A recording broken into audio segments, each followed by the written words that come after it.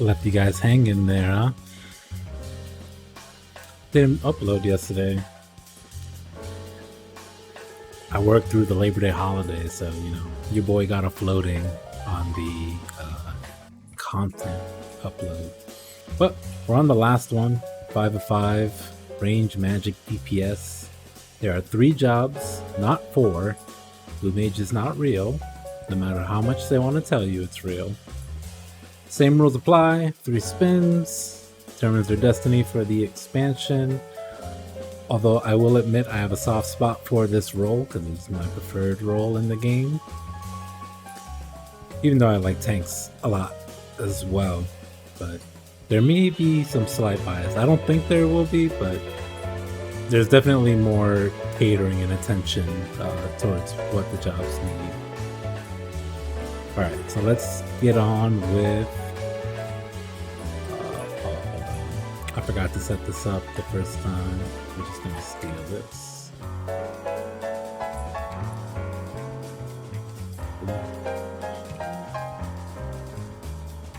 Nice. I hope, if anything, throughout this series that people listening are just keeping in mind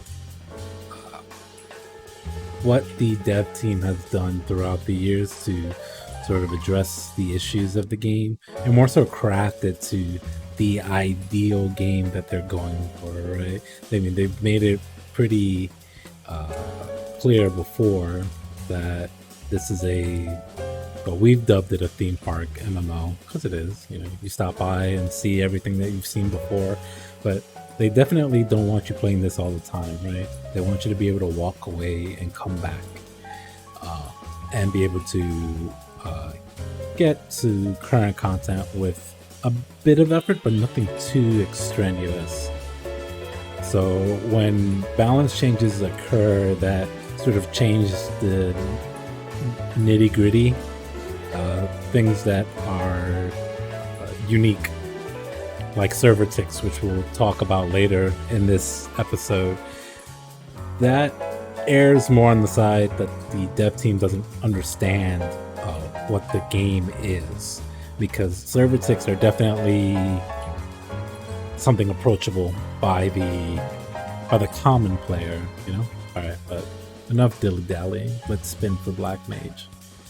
And speaking of devil, the custom skill that I'm talking about requires understanding of that server tick that I was talking about. Where did I put it? Here? Oh, here. Okay. So, my biggest problem with Black Mage... no, that's not true. I got a couple of problems with it. But one of the big problems with Black Mage is the idea that you don't want to be in ice. You always want to be in fire phase because you always want to be casting Fire 4, your most damaging spell. So the player will then think, okay, I need to spend as little amount of time in in ice as possible. People have been getting around that by using lucid dreaming, which is just mana over time, as a CD, but they use it in combination with transpose, where a Black Mage cannot generate mana while it's in its fire stance, but in its ice stance, Umbral Ice, it can generate mana normally, but it generates mana at an accelerated rate depending on what form of ice they're in, right? It says Umbral Ice 1, 2, and 3. Normally, the intended way, I guess I would say for Square, was for you to cast Blizzard 3 after depleting all your mana via Despair, and you would re-up your Umbral stacks with Blizzard 4, cast a filler spell, whether it be Thunder to refresh your dot, or Xenoglossy, and then get back into Fire. That seems to be the path of least resistance, not really much thinking beyond what the priority system is. However, like I was saying with lucid dreaming, if you use it in combination with transpose, you go from Fire 3 to Umbral 1, where if you get the server tick right, you will get both the Blizzard 1 proc as well as the lucid dreaming proc. And from there, you can skip casting Blizzard 4 because you will be casting Fire 3 to get back into your Fire phase. Now, what is kind of hard to follow along, I understand, but just imagine that because we can skip Blizzard 4 and getting stacks of Umbral Hearts, which are the 3 stack charges that Black Mages can generate to allow easier Fire 4 casting, they can do a slow cast Fire 3, which gets them out of Umbral Ice and back into Astral Fire. And during that slow cast, you'll be generating more mana because of the Umbral Ice 1 server tick and the Lucid tick. So that by the time you're back in Astral Fire, you'll have enough MP for about 3 to... I'm pretty sure it's about 3 to 5 Fire 4s, or 3 to 5 combination of spells, so like Fire 4s into Despair. Now, what that ends up doing is the players who understand how server ticks work get more Fire 4s, and the players who don't won't. And the discrepancy between that in terms of both parses and just overall job performance and quality of life is vastly different between the player base. I'm rambling on about a lot because it's a problem I hate. So I'm just going to copy and paste the solution. I'm pretty sure I lost everybody who doesn't play Black Mage anyway. Okay, so it's a system change. When you're in Enochian, the stance that allows you to cast Blizzard 4 and Fire 4, you cannot gain mana via server tick. You can only gain it when you cast Blizzard spells. So when you do this, I'm just going to be pasting notes that I were mentioning. Oh my god, that sentence. I'm pasting notes that I was addressing briefly prior to putting it on the document here. TLDR, you need to cast 2 Blizzard spells to get your 10k mana to go back into Fire. Okay, I'm not going to rant anymore on it because I'm already frustrated trying to explain it.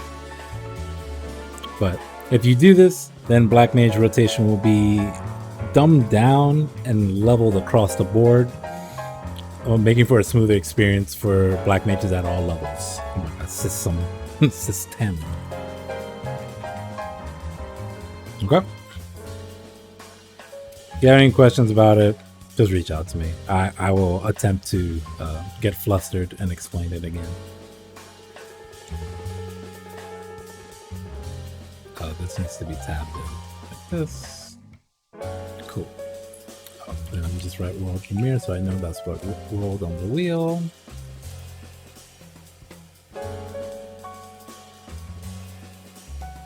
Cool. Second wheel spin. Bar dev. Alright. We need to pull up the skills for Black Mage. What can Bard ruin today?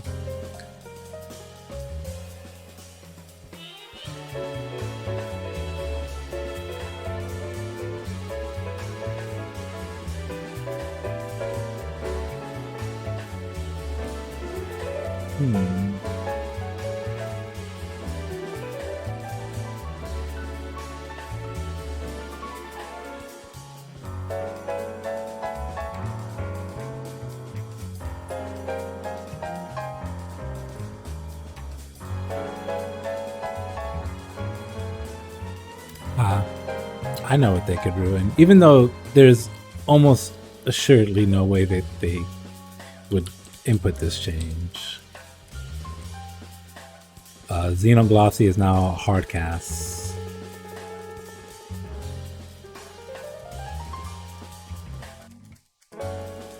Alright, now Xenoglossy is just a way for black mages to move while also doing damage. If you make that a hard cast, so just making it single target foul, which it already is, but, well, you know, instant. Black mages will lose their movement tool, which will make it a little bit more frustrating. Alright, and don't take. Ew. Alright, let's see what will black mage lose. Again, random number generator. It'll pick a number between 1 and 80. The skill that is closest to that number generated, in this case being 22, black mage will lose.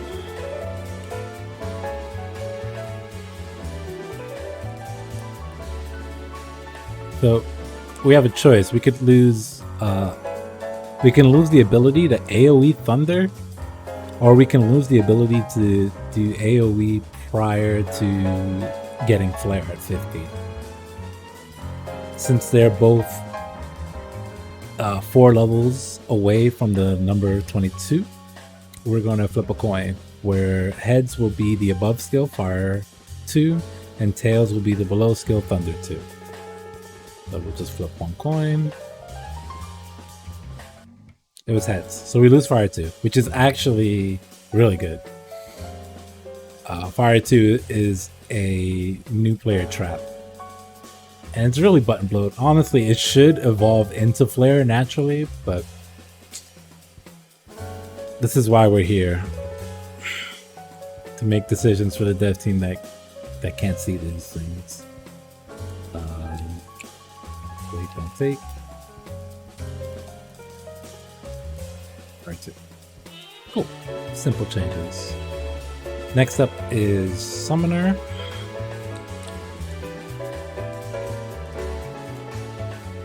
First spin. No change.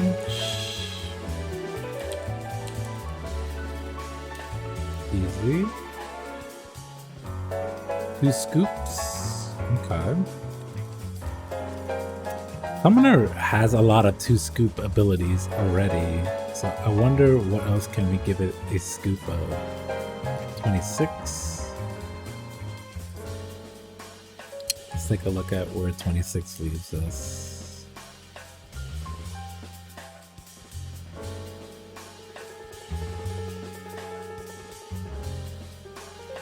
Hmm. 26 lands cleanly on Bio 2, but Bio 2 is the instant dot. My ideal situation for Summoner is for it to lose its dots and to give all the dot features to Scholar, so Scholar has something to do. Unfortunately, I don't think they'll go that path. They're obsessed with this dot Summoner. I don't get it. There's so many cool things you could do with Summoner to bring forth beings, but instead they're like, you know, we'll put up 2 things that do small damage over time, and you just kind of have to deal with it, because dots are fun and engaging, right? Don't you love doing dots as a DPS job with no interaction with them besides putting them up? Fuck.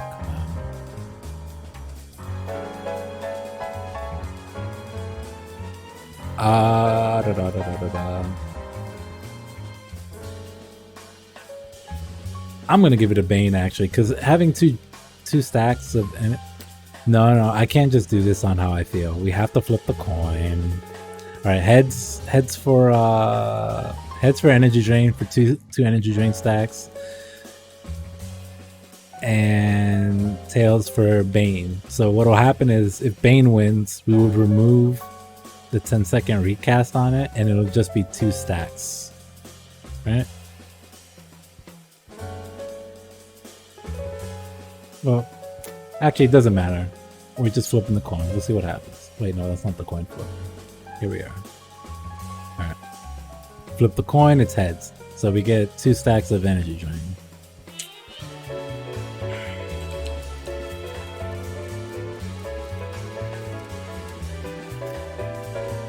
That doesn't really do much for Summoner, it just gives it more shit to press. And again, my problem with Summoner is not They're a great job because they do a lot of damage. But they want to do everything, and they don't focus on a core theme.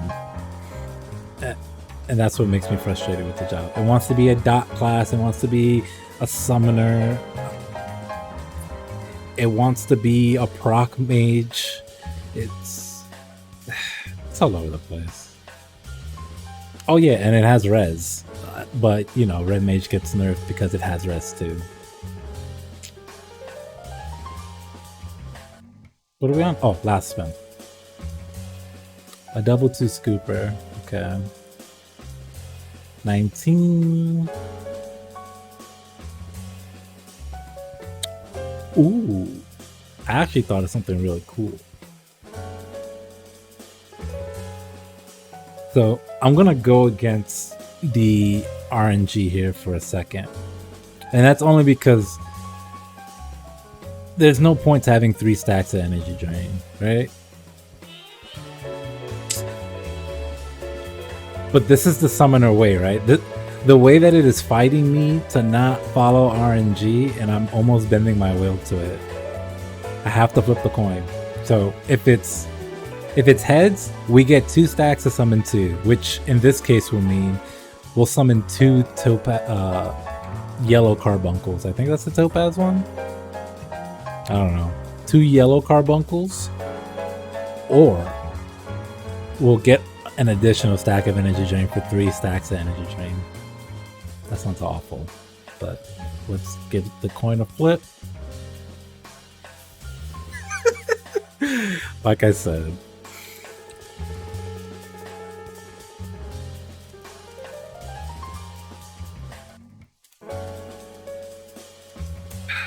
Summoner, the way you disappoint and don't disappoint is astounding. Okay, red mage, spin 1, 2 scoops. Okay.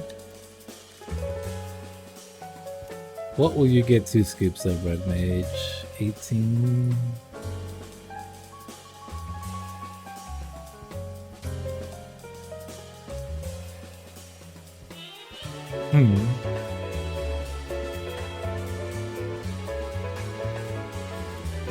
The thing is, everything that's not core is a GCD. So giving 2 stacks of a GCD doesn't really make much sense. 18, and that's a 12 level differential versus the 22 level differential. So I think it'll be safe to say we can give 2 stacks of core to red mage, which is pretty nice. It'll give it 2 chances to dash in and close in the gaps. It'll help with its movement a bit.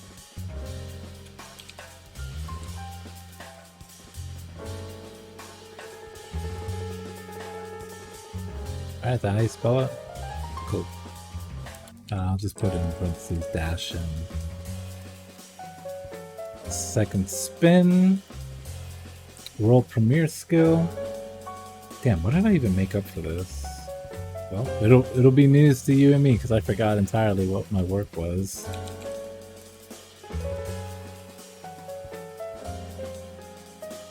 Oh, this was also a system change. Okay, it's a magic adjustment. So right now, summoners, red mages, they have this identity of sort of sitting on the fence with everything, right? Black magic and white magic, physical damage and magical damage. And while that's great in a thematic sense, the execution in this game is atrocious.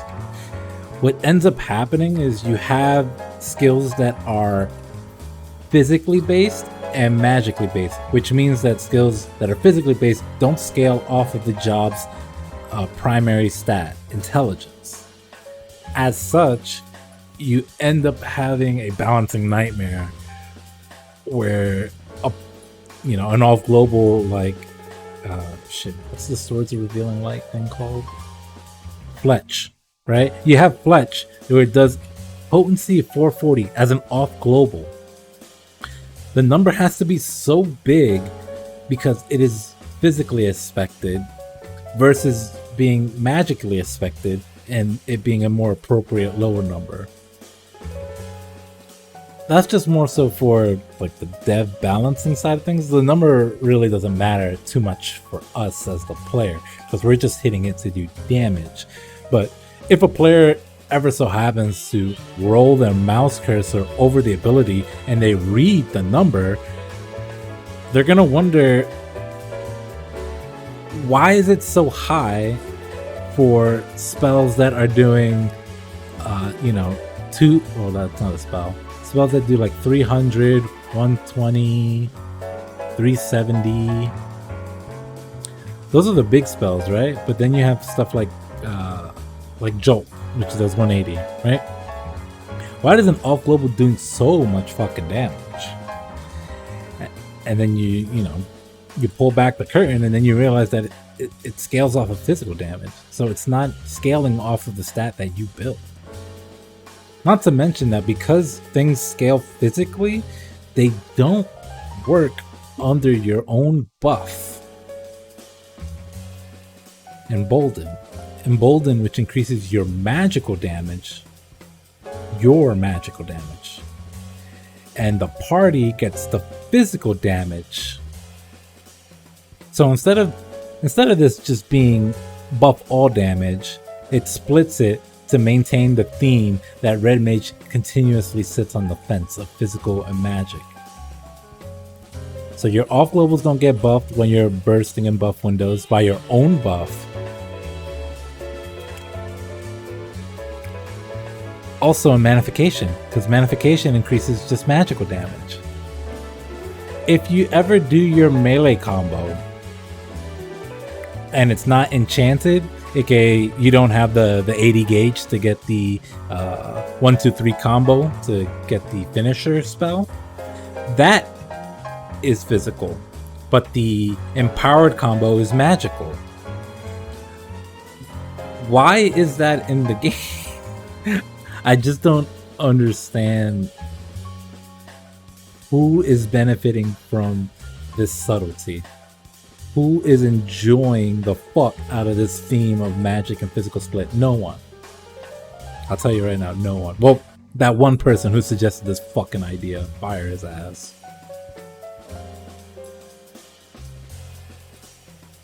But it's just straightforward. Everything Red Mage does is magic expected. For it to have a physical thing, Go play a 2000 game. Fuck, man. This is a Zoomer MMO. We're trying to chill. All right. Let's do the last spin. Okay.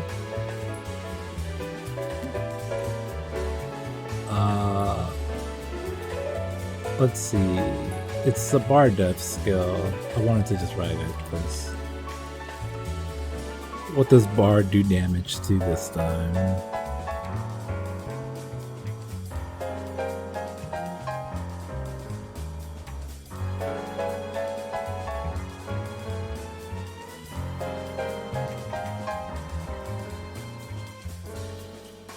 Actually, you know what I'm a fan of?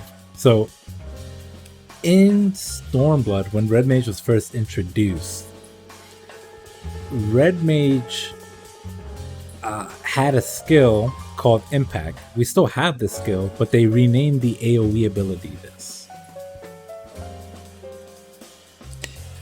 But in Stormblood, Impact was the spell that we got whenever we didn't generate a proc from our was it Verthunder? Yeah, from our Verthunder or Verarrow instant cast.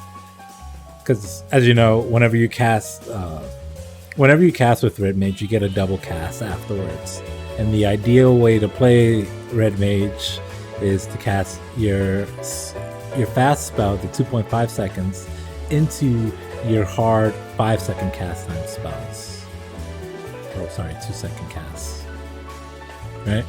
So you do Jolt into Verthunder or Jolt into Verarrow. Or you would do the proc of procs into it. So Verfire into Verthunder and verse stone into ver arrow. When you don't generate that proc to have the ability to cast fire or stone, you would have gotten an impact proc. Or is it down here? Yeah. And impact was just another version of jolt. It just had an increased potency. They fixed that with a huge quality of life by letting Jolt become Jolt 2, and that was it. And they got rid of Impact entirely. But Bard, seeing that he has to chime in for this job, he's just going to look at the previous notes, what they lost, and just pull that shit, copy and paste right back into the next expansion. I mean, after all, we're going into Stormblood too, right? So what better way to welcome Stormblood back than a skill that was in Stormblood?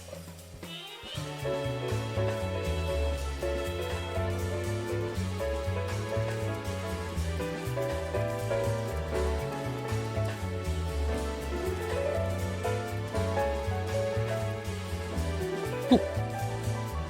All right. So that is all the jobs.